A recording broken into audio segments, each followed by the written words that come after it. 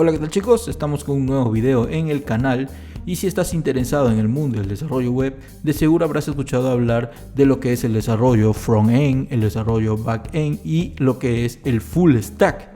Así que si quieres conocer a qué nos referimos cuando hablamos de cada uno de estos términos, vamos a explicártelo en el siguiente video. Vamos a empezar hablando del desarrollo front-end y cuáles son las tecnologías que necesitas conocer para empezar a trabajar con este ecosistema. Entonces, para ello vamos a hablar un poco de estas tecnologías. Empezamos con la experiencia de usuario. La experiencia de usuario o la UX es algo que debemos implementar en nuestro sitio web para ofrecerle justamente al usuario una gran experiencia. Y cuando nos referimos a experiencia, no netamente nos estamos centrando en el diseño, sino en ofrecerle funcionalidad a nuestro sitio y que el usuario lo pueda ver de una manera muy sencilla, de una manera práctica, donde él pueda realizar, por ejemplo, un inicio de sesión, por ejemplo, un registro de usuario, por ejemplo, pagar un carrito de compras. Entonces yo tengo que ofrecerle alternativas con una interfaz agradable y que además sea muy práctica para él. Pero si él encuentra un proceso tedioso, si él encuentra algo que no funciona bien, le estamos ofreciendo una mala experiencia de usuario. Por lo tanto, ese usuario puede no recomendar nuestro sitio web e incluso puede no volver a intentar ingresar en una siguiente oportunidad. Todo lo que nosotros podemos visualizar en nuestro navegador es gracias al desarrollo front-end. Y cuando hablamos del desarrollo front-end, nos estamos hablando de que tenemos que dominar tanto HTML, CSS y JavaScript. Prácticamente con estas tres tecnologías podemos hacer desarrollo front-end. Si bien es cierto, existen otras tecnologías que vamos a ir hablando en un momento, pero son estas tres en las cuales te tienes que centrar. Estas tres es la que nosotros recomendamos que tienes que aprender primero. HTML, un lenguaje de marcado que me va a permitir crear la maqueta y la estructura de nuestro sitio web. CSS, que nos permite crear las hojas de estilos, valga la redundancia, para darle estilos para que nuestro sitio web se vea muy bien y para que nuestro sitio web sea incluso con diseño responsive. Cuando hablamos de diseño responsive, quiero decir de que se adapta a cualquier tamaño de pantalla de cualquier dispositivo. Y JavaScript es el lenguaje de programación que nos va a permitir poder darle funcionalidad al sitio. Hace un momento hablábamos, por ejemplo, de inicios de sesión, crear usuarios. Entonces con JavaScript yo voy a poder validar que los datos que se están registrando sean datos correctos. Voy a poder interactuar con el backend, que es lo que vamos a mencionar en un momento. Con JavaScript voy a poder crear la lógica de cálculos, ¿no? Y cosas que requieran, digamos, un trabajo lógico dentro de mi aplicación. En el lado del front-end también nacen algunas tecnologías que se conocen como los frameworks. Los frameworks son marcos de trabajo que nos van a permitir hacer un desarrollo más rápido dentro del desarrollo front-end. Podemos mencionar algunos de estos frameworks como Meteor, Angular o Vue.js. Sé que algunos de ustedes pueden decir, pero ¿dónde quedó React? React todavía no es un framework, es una librería y por lo tanto no podríamos considerarlo dentro de este grupo, pero eso no quiere decir que no es necesario. Consideramos a React con un gran ecosistema y que estamos seguros que puedes hacer muchas cosas que puedes hacer con un framework, lo puedes hacer con React y mucho más. Dentro del desarrollo front-end hay un concepto que se tiene que conocer, que es el manejo de estados. El manejo de estados nos va a permitir poder interactuar con variables globales dentro de toda la aplicación. Hace un momento les hablaba de los frameworks. Cuando nosotros empezamos a trabajar con frameworks en el front-end, vamos a crear componentes. Por ejemplo, puedo tener un componente que es el menú de navegación, puedo tener un componente que es una imagen, que es un grupo de botones, ¿no? O incluso un componente donde yo puedo ver el estado del carrito de compras. Entonces, el estado es el que permite que una variable pueda ser compartida entre cada uno de estos componentes. Por ejemplo, si yo tengo productos de mi carrito de compra y yo voy cambiando de rutas dentro de mi aplicación web, ese carrito de compra tiene que ir manteniendo esos datos para cualquier ruta que yo tenga en mi sitio web. Por lo tanto, se maneja como si fuera un estado global dentro de la aplicación. Cuando yo inicie sesión en una aplicación, esa variable global de usuario tiene que estar activo para que indique que ha sido un usuario logueado el que está trabajando dentro del sitio web. Caso contrario, si no existe esa variable, quiere decir que el usuario no ha iniciado sesión en nuestro sitio web. Son algunos ejemplos, pero en realidad manejamos estados, podemos hablar de muchos otros ejemplos. Para implementar estados en el lado del frontend necesitamos conocer algunas tecnologías como por ejemplo Redux para trabajar con Angular o incluso con React, y para el caso de Vue podemos hablar de Vuex, que es la tecnología que permite integrar estados dentro de estos frameworks. Hace un momento hablábamos de la experiencia de usuario, ahora hay que hablar de la interfaz de usuario. La interfaz de usuario ya viene a ser como la cara bonita del sitio web, y para eso vamos a basarnos en tecnologías frameworks de CSS. En este caso podemos mencionar algunos como Material, podemos mencionar también a Bootstrap, podemos mencionar a Tailwind, en este caso algunos de los más conocidos, que son frameworks que nos permiten hacer una interfaz muy amigable para nuestro sitio web. Además ya vienen con la tecnología que hacen que nuestro sitio web se adapte a cualquier pantalla, y eso es lo que estamos hablando del diseño responsive. Por lo tanto, nuestro sitio web quedaría automáticamente listo para poder ser visto en cualquier dispositivo.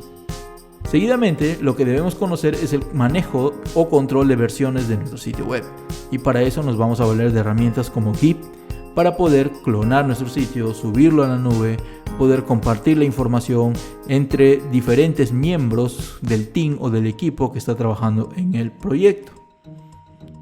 También tenemos que conocer tecnologías como NPM basadas en Node, tenemos que conocer Webpack para poder integrar todos los componentes que estamos mencionando, por ejemplo framework CSS, framework de frontend, algún otro componente, alguna otra librería aparte, por ejemplo jQuery también. Entonces todo eso lo voy integrando y Webpack me va a ayudar para todo eso empaquetar y poder subir nuestro sitio a producción.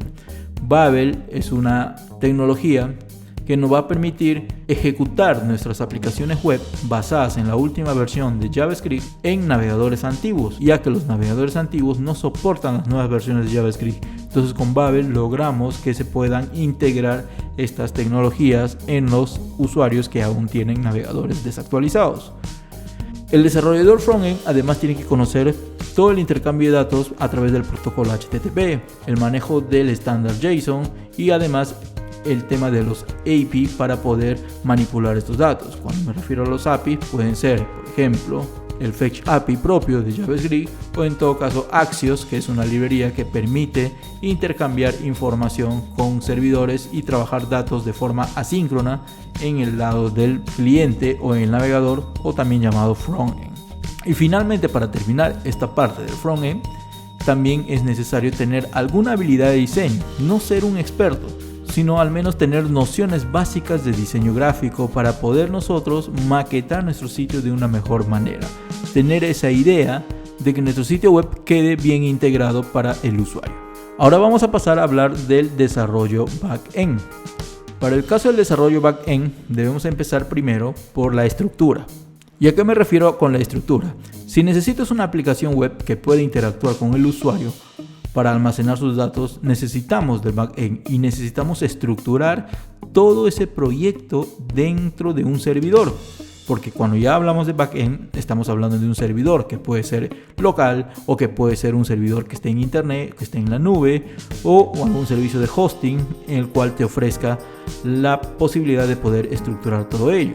La tarea principal de un desarrollador backend es poder crear aplicaciones en el lado del servidor que pueda proporcionar datos al cliente, y cuando me refiero al cliente me refiero al navegador. En otras palabras, es la habilidad de que nosotros podamos transaccionar datos entre una aplicación web y una fuente de datos que generalmente es una base de datos. Sin el desarrollador backend nosotros no podríamos crear usuarios, nosotros no podríamos guardar información en los servidores, nosotros no podríamos guardar compras que se hacen desde una aplicación web, ya que todo eso se hace en operaciones por el lado del backend.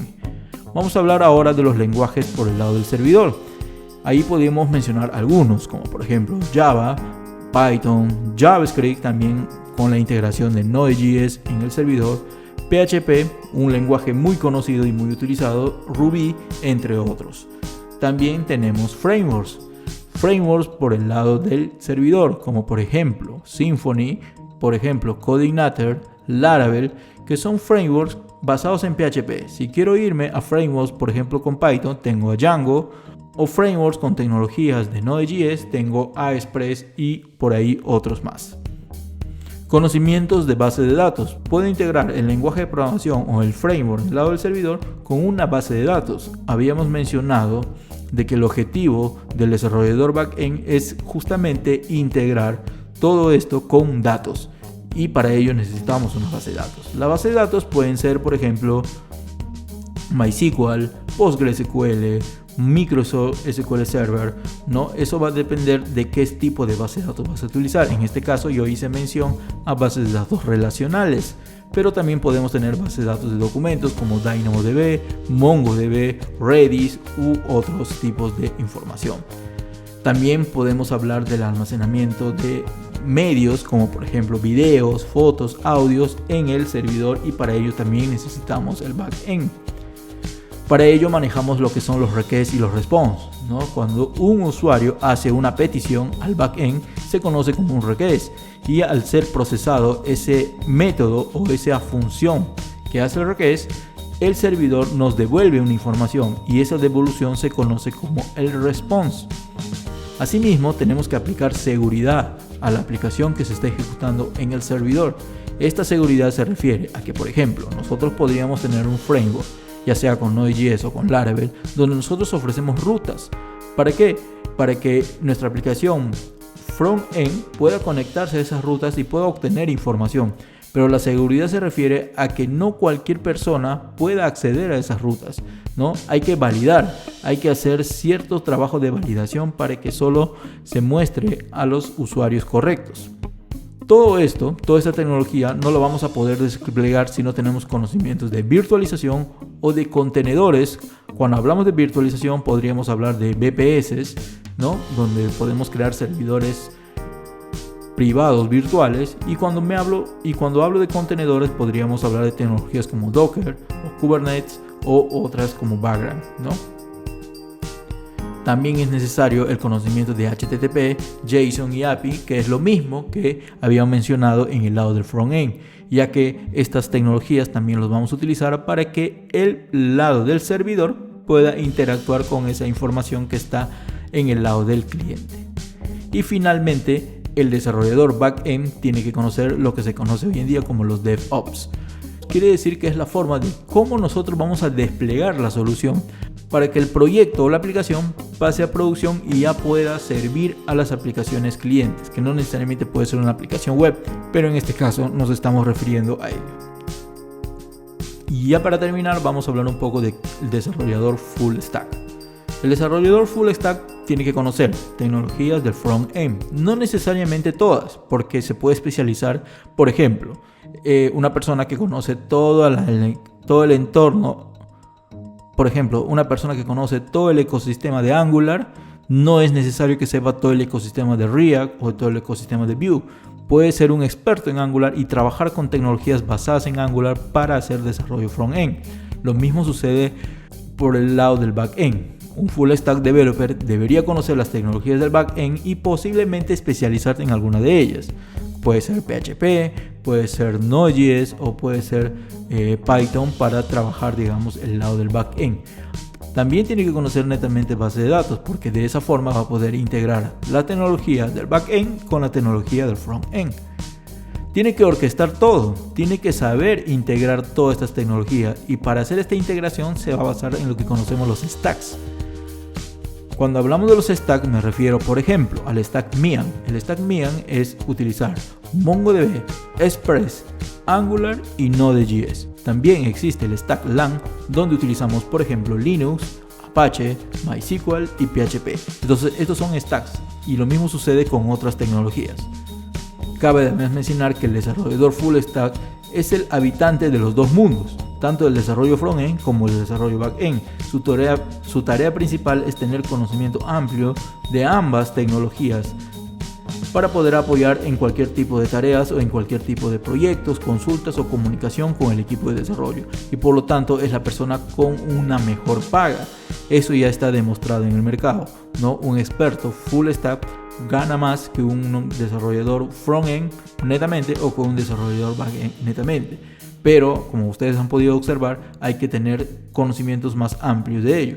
En muchas ocasiones se confunde que el desarrollador full stack únicamente es un experto técnico, sin embargo necesita tener bien desarrolladas sus habilidades blandas, porque tiene que saber comunicación, tiene que saber creatividad, administración de personal, administración de tiempo. Entonces, aparte de conocer las tecnologías, tiene que conocer estas habilidades que acabamos de mencionar.